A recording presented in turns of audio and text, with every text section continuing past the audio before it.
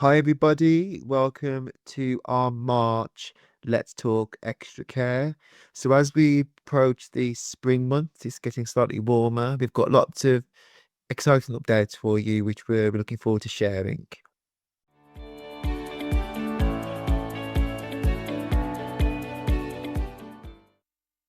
So, today I want to talk briefly about our residents survey and the TSMs, and most importantly, to say thank you to everyone who took the time to give us their feedback.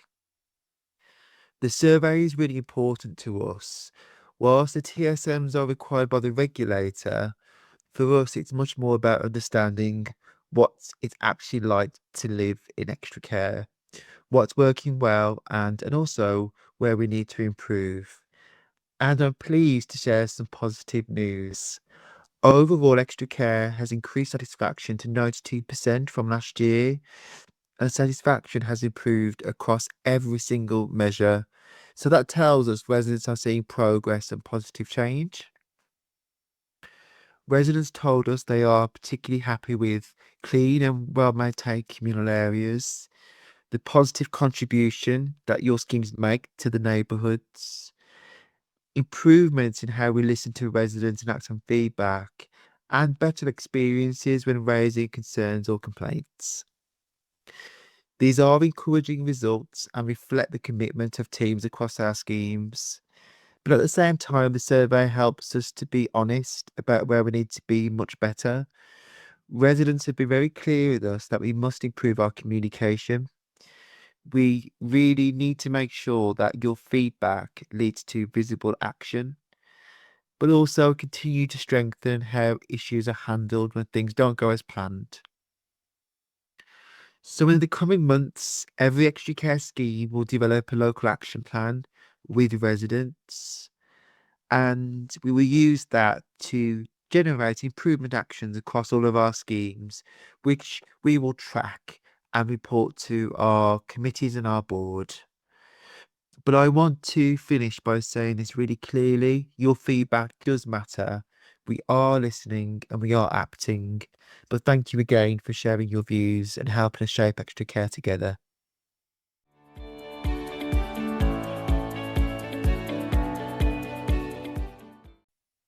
Hi, I'm Tracy Jones, Head of Operational Development for Housing 21.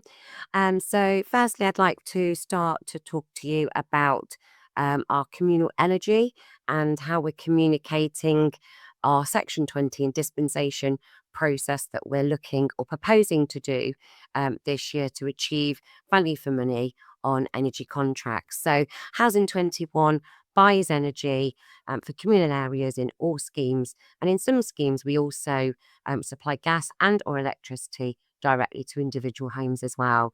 So everybody pays for communal energy through the service charge, where Housing 21 supplies energy directly to individual homes. Residents also pay a separate utility charge. Housing 21 doesn't make any profit from energy. Residents are only charged what the energy supplier bills us. In the past, energy was often bought on short or variable contracts, so normally annually. But we now believe that longer term energy contracts could help us to keep the bills more stable and provide better value for money for our residents as well. So Section 20 and dispensation. So what does that mean to us? So some residents may be familiar with Section 20. It's a legal consultation process used really around the major costs, like lifts and fire alarms. But we've also used it most recently for our insurance, and that's because we're looking to go into long-term contracts. So the long-term energy contract would also count under Section 20 rules. However, it is a very slow process, and because energy prices change very quickly, sometimes around every 20 to 30 minutes, the full Section 20 process probably isn't the best thing for us to do. To deal with this, though, Housing 21 can apply for dispensation from the first tier tribunal.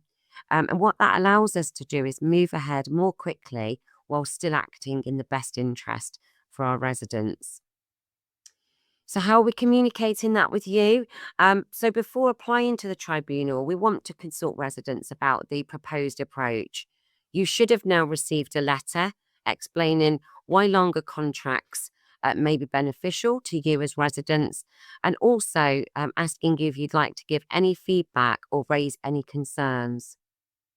There's also a short video featuring residents from our service charge forum group, and that explains the key points as well. You can find that video on the residents' internet page and also on our YouTube channel as well. We understand that it can feel a little bit complex, but we have got a dedicated email address available for any questions so that we can get those out there and answered to you properly. And we've also got the FAQ document as well, which hopefully you've seen that. Thank you very much. If you do have any comments or queries on that, please do get in touch with us.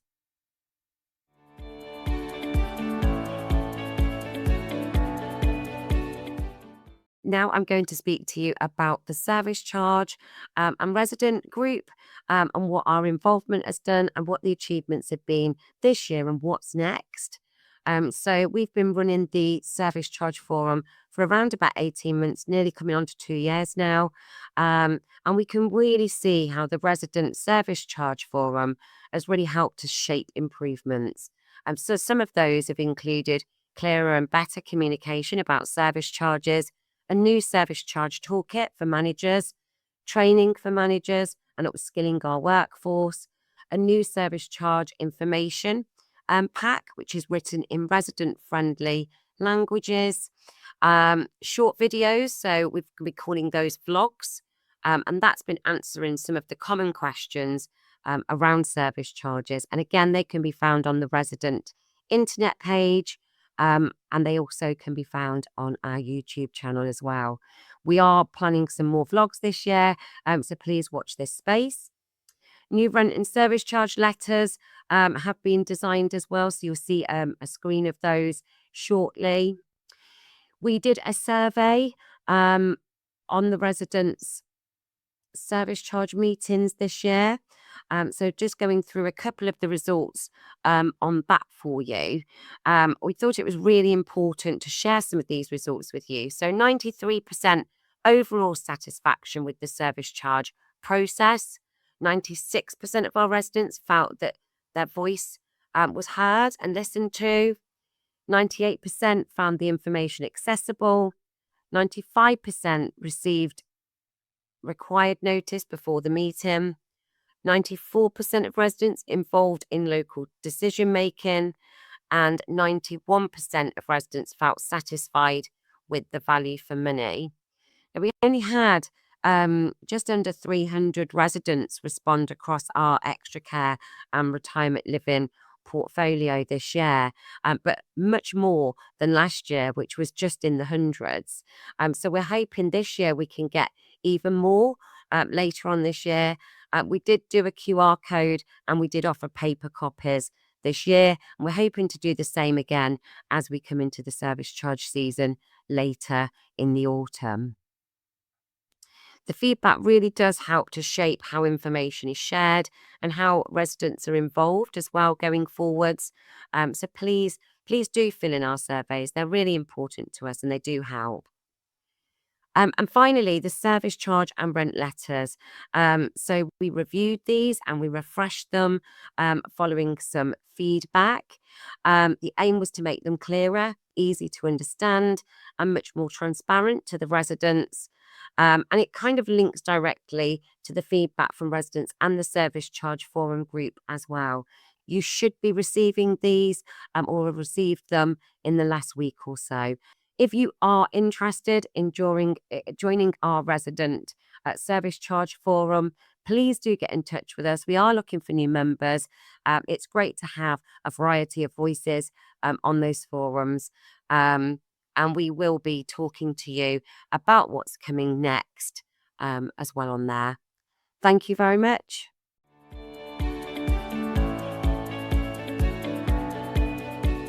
Hi, I'm Ali. I'm head of extra care operations and I look after the North region. This month, I'd like to discuss a little bit about Housing 21's performance and cover a few areas within our latest quarterly performance report. And as a little reminder, our quarterly performance reports are available to read in full on our Housing 21 website. Now, the first section that I'd like to mention is investing in your homes, where we're committed to ensuring we offer safe and quality properties. This year, we're planning to spend over 48 million, and so far we've spent 34.4 million on our existing homes. Our investment programme is based on Housing 21's enhanced property standards, and this includes seeing that kitchens are replaced every 20 to 25 years, bathrooms are replaced every 20 to 25 years. All properties will have an energy performance certificate of C or above. All schemes will have a digital emergency call system installed. And communal areas at schemes will have design-led makeovers, which are inspected every 8 to 10 years to assess their condition. So our performance at the end of quarter 3 has seen that 100% of all kitchens were completed as per the target. Bathrooms saw 99.4% against a target of 100%. And EPC level C or above for schemes saw 99.7% against 100% target. The digital emergency call system is at 88.7% against a target of 100% going before the digital switchover. And makeovers saw 93.3% set against a target of 100%. So this included 35 schemes which were still outstanding. And the 35 schemes that were outstanding their makeovers were actually on newly acquired schemes, of which 24 of them have been recently decorated, but were not to our Housing 21 property standards. The second section within the report that I'd like to give a brief summary is on repairs. And our repair statistics for quarter 3. So our repairs turnaround times are 28 days for routine repairs, where we saw 6,637 within the quarter. 7 days for urgent repairs, where we saw 5,679 of those within a quarter. And 24 hours repairs for emergency, where in the last quarter we saw 4,146 of these in total. The average time taken for these repairs saw 95% routine repairs were completed within 28 days, and that was against a target of 90%. 80% urgent repairs were completed within 70 days, and that was set against a target of 80%. And 95% emergency repairs were completed within 24 hours, and that was against our target of 95%. Also within this, in quarter 3, 87% of residents expressed overall satisfaction with the repair service. 92% were satisfied with the treatment of their homes during the repair, and also 92% were satisfied with the ease of reporting the repair. Again, with 92% satisfied with the attitude of workers. Now, the main reasons that we were called out to a repair this quarter saw the number 1 reason being handy person tasks, the number 2 reason being plumbing, number 3 was electrical work, number 4 was emergency call systems, and number 5 was gas heating. Now, to cover our next and final section is complaints, and our complaint statistics for quarter 3. Now, as a bit of a reminder for this, we operate within Housing 21 a 2-stage complaints procedure. So once a resident has exhausted our internal procedure, they may escalate to the Housing Ombudsman for mediation or formal investigation. So the total new number of complaints seen across Housing 21 was 78 in the last quarter. For Stage 1 complaints, they were 74, and the Stage 2 complaints were 4. Our target for responding to complaints, in quarter 3, we met 100% of our timescales, and this included 10 working days to respond to all Stage 1 complaints and 20 working days to respond to all Stage 2 complaints. Now, despite meeting those targets, we're also taking action on complaints and using the learning as well. And one area for this is how we communicate with residents, because residents have said that the tone, clarity, and consistency really does matter, And there had also been feedback that responses felt unclear and also impersonal at times. So improving how we explain decisions and how we respond so residents feel heard and understood. Another area that was also raised was keeping residents informed, and this was either through delays or missed updates, which can cause frustration. So we're strengthening our response times and also our follow-up so residents know what's happening and what to expect. Now, the final area within this was also working better across teams, where it's flagged that problems occurred when teams were not joined up. So within Housing 21, we're strengthening our joint working for clearer answers and for quicker resolutions. Now, I hope you enjoyed that as a small snapshot. And as I mentioned at the beginning, their full report is available on our website, so you'll be able to review all the sections in detail.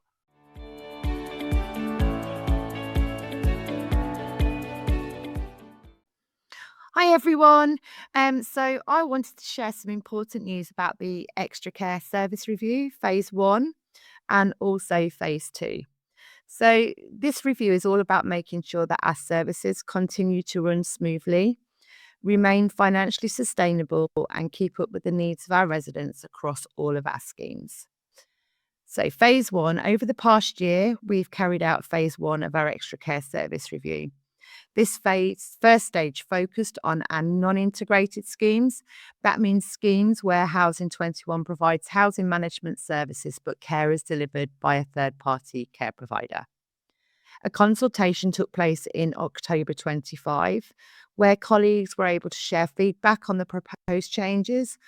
After listening to the views and making adjustments where needed, all changes were agreed and then fully implemented on the 1st of January 2026. So what do these changes include? So updating our role profiles so staff responsibilities and expectations are clearer, introducing refreshed organisational structures to better match the needs of each scheme, and making necessary adjustments to the pay framework supporting fairness and consistency. We are also strengthening the way we manage quality, communication and our resident services. This first phase also involved a lot of behind-the-scenes improvements, so including system updates, aligning processes across our regions. So Phase 2. We're now preparing to begin Phase 2 of the review, which focuses on our integrated schemes. So these are the schemes where Housing 21 not only provides the housing support, but also provides the regulated care on site. Consultation for Phase 2 has begun, with plans to fully implement the agreed changes by May 2026.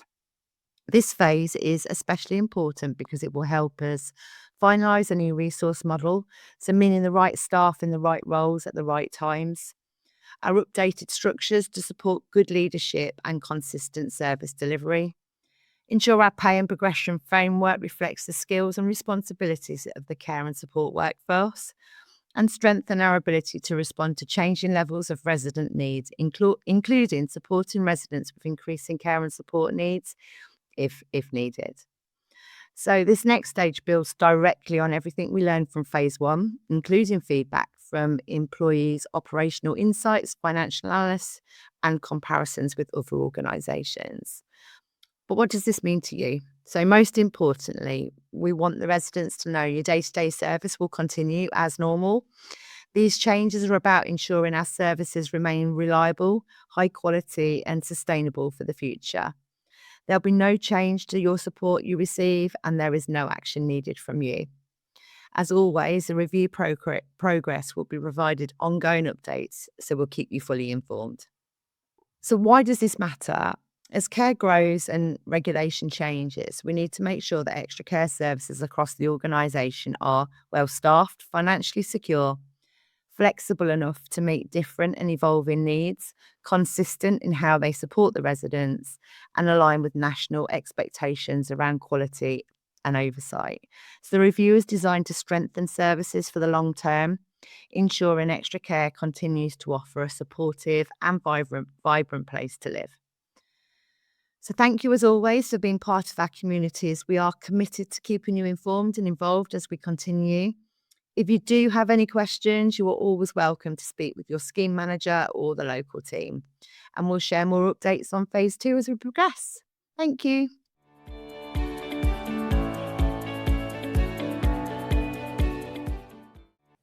Hi everyone, I'm Carrie, Head of Extra Care for the South Region. Today I'm here to talk to you about our complaint survey and repairs survey. Our complaint surveys are sent out monthly to gather feedback from anybody who has raised a Stage 1 complaint. Your feedback is important to us. We want to understand your experience of the process. This helps with our continual learning and improvements of the services we provide you. The complaint survey results are published quarterly and can be found on the resident information page on our website. We also have a residents' complaints panel that will review a percentage of complaints and how they were handled. The panel also supports us with co-production around our policies and procedures. The repairs survey is managed by our research partner, Acuity.